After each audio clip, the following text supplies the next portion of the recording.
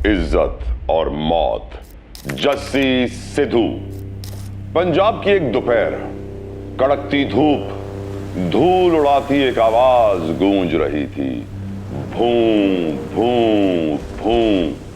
वो आवाज एक खास किस्म के रक्शे की थी जिसे भौंड कहा जाता है, देसी जनरेटर वाला रिक्शा।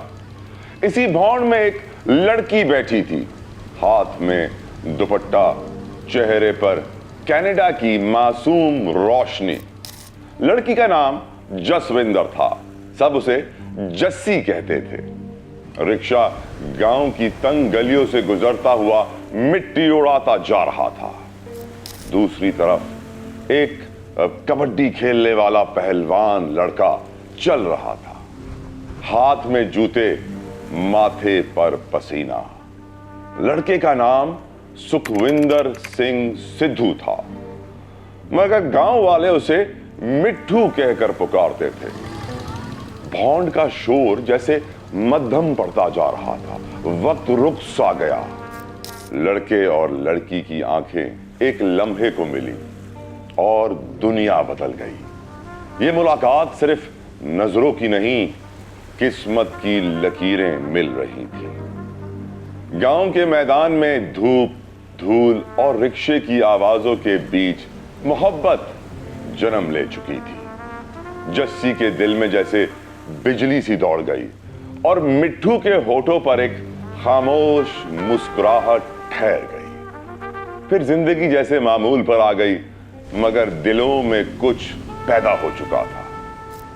अगले दिन जस्सी दोबारा उसी जगह जगरांव गई। बाजार, शोर, रंग और फिर वही चेहरा। हीरो सिल्क शोरूम के बाहर मिट्ठू खड़ा था, जैसे किस्मत दोबारा खेल खेल रही हो। उस दिन के बाद उनकी बातें शुरू हो गईं। पहले सलाम, फिर मुस्कुराहट, फिर खामोश वादे। जस्सी वापस कनाडा चली गई, मगर दिल पंजाब में छोड़ आई और शुरू हुई यहाँ पे एक लॉन्ग डिस्टेंस रिलेशनशिप। फोन पर बातें शुरू हुई, एक रिश्ते ने जन्म लिया। और ये सिर्फ इश्क नहीं था, जुनून था, जुनून। प्राइम फ्लिक्स क्राइम देखते रहिए।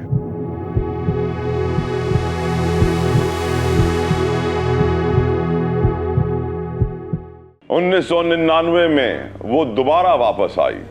इस बार फैसला करके अमृतसर के गुरुद्वारे में दोनों ने खामोशी से शादी भी कर ली। न कोई बारात, न ढोल की थाप, सिर्फ दो दिलों की गवाही। ये शादी उनके ख्वाबों की ताबीर थी, मगर हकीकत अभी बाकी है। मोहब्बत जीत गई थी, लेकिन इज्जत की जंग शुरू हो रही थी। मोहब्बत कभी छुप नहीं सकती, चाहे मुल्कों के फासले क्यों ना हो। जस्सी ने वादा किया था कि वो मिट्ठू को अपने पास लेकर आएगी, मगर कनाडा की सर्दियों में उसके घर का मौसम सरतरीन हो गया था। किसी ने चच्चा को खबर दे दी, तुम्हारी भतीजी ने किसी देहाती लड़के से शादी कर ली है। चच्चा के चेहरे पर शर्म नहीं, गुस्से की लकीरें उभर आईं। जस्सी के घर का सुकून अब एक तूफान बनने वाला था। कहा जाता है कि जब जस्सी से पूछा गया, उसने सब कुछ सच सच बता डाला। हाँ, मैंने शादी कर ली है, वो मेरा शौहर है मिट्ठू। ये जुमला उसके लिए एक ऐलान मोहब्बत नहीं, बल्कि सजा का परवाना और ऐलान जंग साबित हुआ। घर वालों ने उस पर हाथ उठाया, बाल पकड़कर घसीटा और चीखों से घर गूंज उठा। जस्सी को एक अंधेरे कमरे में कैद कर दिया गया, फोन छीन लिया गया, पासपोर्ट छुपा दिया गया, ख्वाब बंद कर दिए गए। चच्चा ने उस पर दबाव डाला कि वो मिट्ठू को भूल जाए, मगर जस्सी ने कहा, मेरी शादी गुरुद्वारे में हुई है, मेरा पति है वो। चच्चा का गुस्सा अब इंतकाम में बदल गया।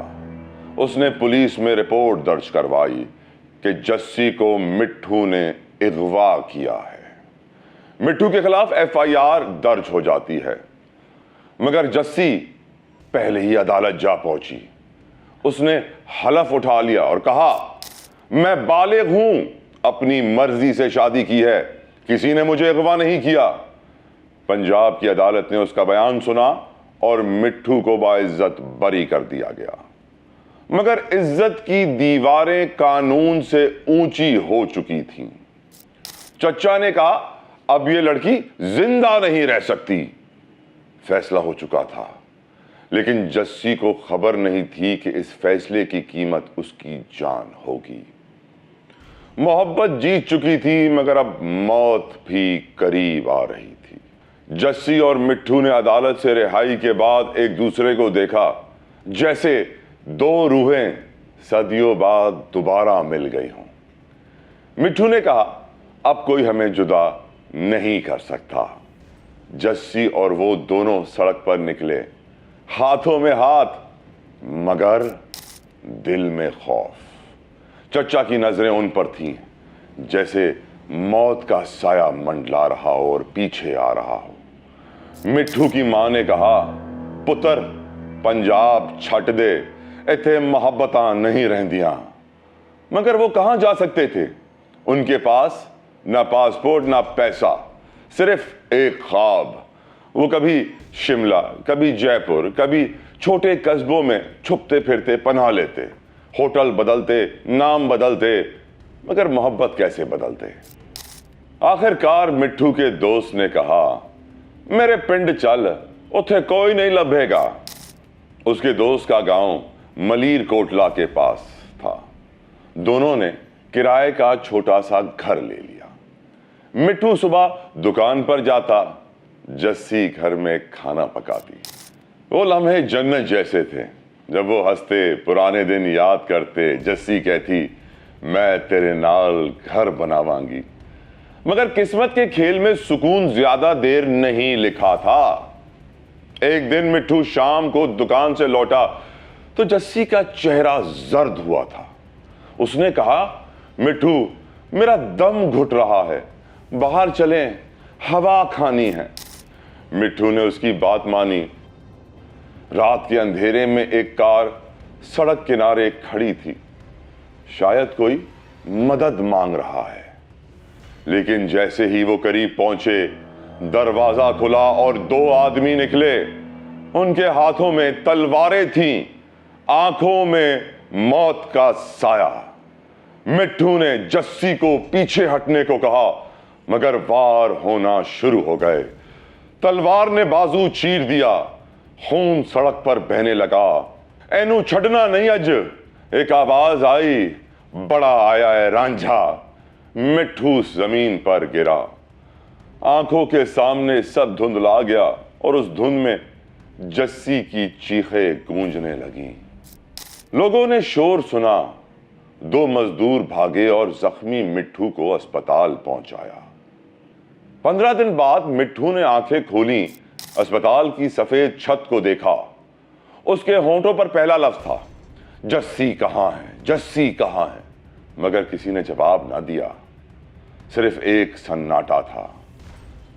دیہات میں خبر پھیل چکی تھی، کینیڈا والی جسی غائب ہے۔ کوئی کہتا اسے واپس لے گئے ہیں، کوئی کہتا وہ قتل کر دی گئی ہے۔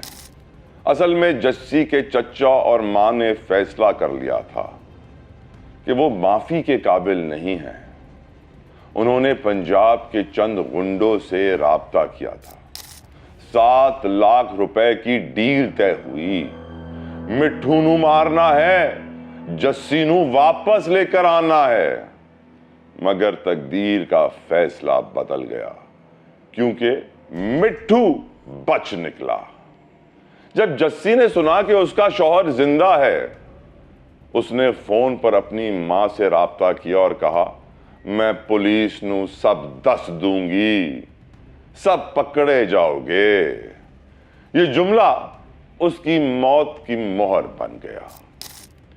فون کے اس پار سے آواز آئی، اینو بھی ختم کر دو۔ اس کی چیخیں اندھیرے میں دب گئیں۔ ایک فارم ہاؤس جہاں زمین کی مہک نہیں، خون کی صرف بو تھی، وہاں اس پر وار کیے گئے۔ خنجر نے اس کی سانسیں روک دی۔ کہا جاتا ہے قتل کرنے والوں نے مزید 7 لاکھ کی ڈیمانڈ بھی کی۔ مٹھو تو بچ گیا پر جسی نو مارنا مہنگا پڑ گیا۔ نام سامنے آ گئے، اشونی کمار، انیل کمار، سب انسپیکٹر جگوندر سنگھ، درشن سنگھ۔ قتل کے بعد لاش کو چھپانے کی کوشش کی گئی مگر سچ دفن نہیں ہوتا۔ پولیس نے مٹھو کے بیان پر تفتیش شروع کی اور آہستہ آہستہ ساری کہانی کھلتی چلی گئی۔ پیار کی وہ تصویر جو کبھی گردوارے میں بنی تھی، وہاں سے شروع ہوئی تھی، اب خون میں رنگی جا چکی ہے۔ مٹھو نے جسی کے کپڑے، چوڑیاں اور ایک تصویر اپنے پاس رکھ لی۔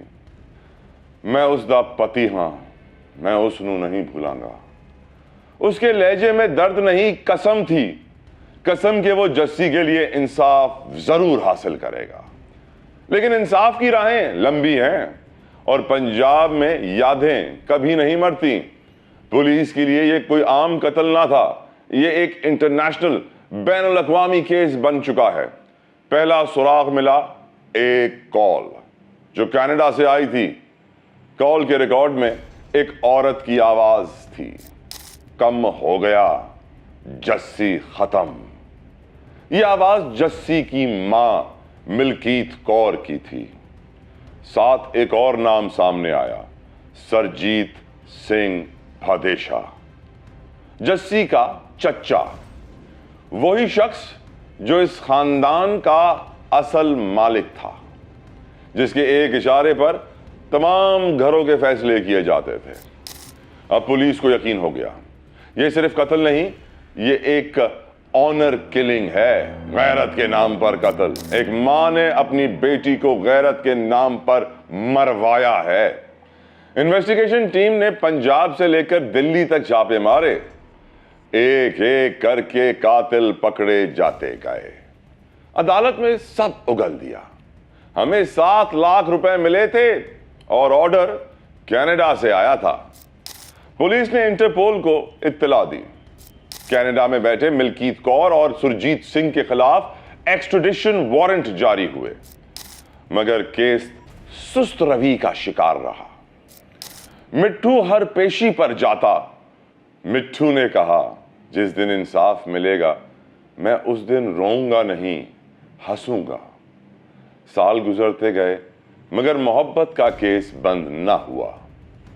2015 میں سپریم کورٹ نے فیصلہ سنایا۔ اشونی، انیل اور جگوندر کو قصوروار ٹھہرایا گیا، درشن سنگھ کو بری کر دیا گیا، مگر اصل کردار تو ماں اور چچا کا تھا نا، وہ ابھی تک آزاد تھے۔ کینیڈا میں رہتے ہوئے وہ دعویٰ کرتے ہیں، ہمارا کوئی قصور نہیں، بیٹی اپنی مرضی سے گئی تھی، مگر ثبوت اور شواہد کچھ اور ہی بول رہے تھے۔ پیسے کی لین دین، کال ریکارڈ اور قاتلوں کے اعترافی بیان سب ظاہر کر چکے تھے۔ سب ایک ہی کہانی بتا رہے تھے، پیار جرم نہیں تھا مگر اسے جرم بنا دیا گیا۔ پنجاب کی مٹی میں ہیرو جیسا پیار دفن ہو چکا تھا، اور اب عدالتوں میں صرف ایک سوال گونج رہا ہے، کیا غیرت کے نام پر قتل کو محبت کا انت کہا جا سکتا ہے؟ ہر سماعت میں جسی کی روح جیسے بولتی تھی، میں نے صرف محبت کی تھی۔ کیا وہ اتنا بڑا جرم تھا، اتنا بڑا گناہ تھا؟ وقت گزرتا گیا مگر پنجاب کی فضا میں جسی کی صدائیں گونجتی رہیں۔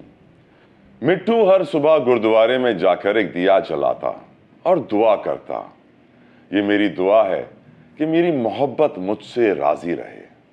اور پھر آیا سال 2019 اور انصاف کی راہیں پھر ہلنے لگی۔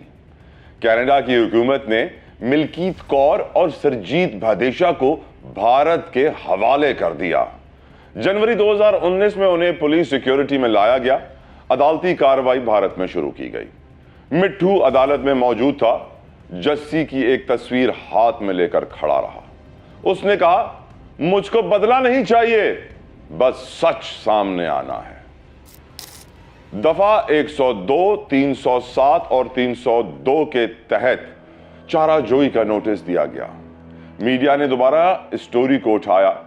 कनाडा की लड़की पंजाब की जमीन पर मार दी गई, मगर इंसाफ के अमल के साथ एक और हकीकत बाकी रही।